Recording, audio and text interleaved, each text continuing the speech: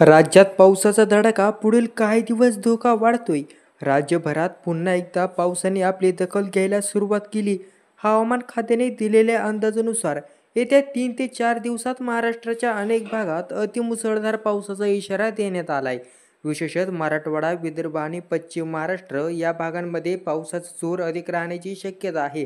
जर तुम्ही अजूनही चॅनलला सबस्क्राईब केले नसेल तर सबस्क्राईब करा.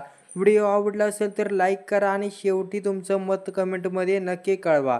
आता ढगांचा गडगडाट आणि विजांचा कडकडाट व अचानक मुसळधार पावसामुळे जनजीवन विस्कळीत होण्याची शक्यता आहे. त्यामुळे नागरिकांना खबरदारी घेण्याचं आवाहन करण्यात आलंय. जिल्ह्याने पावसाचा अंदाज. कुठे किती पाऊस?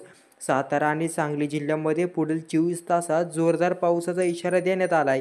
या भागामध्ये ढगफुटीचा अनुभव येण्याची शक्यता नाकारता येत नाही. कोल्हापूर जिल्हा मात्र थोडा सावरलेला दिसतोय. इथे मध्यम स्वरूपाचा पाऊस पडणार असल्याचं हवामान विभागाचं मत आहे. सोलापूरमध्ये देखील पावसाचा जोर दिसून येणार आहे. त्यामुळे स्थानिक प्रशासन सज्ज राहण्याचं आवाहन केलं गेलं आहे. आणि पुणे जिल्ह्याचा विशेष लक्षात ठेवा, कारण पुढील 3 ते 4 दिवस मुसळधार पावसाचा धोका हवामान खात्याने स्पष्ट केलाय. आजसाठी येलो अलर्ट आणि पुढील 3 दिवसांसाठी ऑरेंज अलर्ट जारी करण्यात आलाय. घाटमाथ्यावर पावसाचा जोर अधिक असेल, त्यामुळे डोंगराळ भागामध्ये दरड कोसळण्याची शक्यता आहे. राज्याच्या अनेक भागात पावसामुळे नदी नाले दुथडी भरून वाहू शकतात. काही ठिकाणी पूरसदृश स्थिती निर्माण होऊ शकते.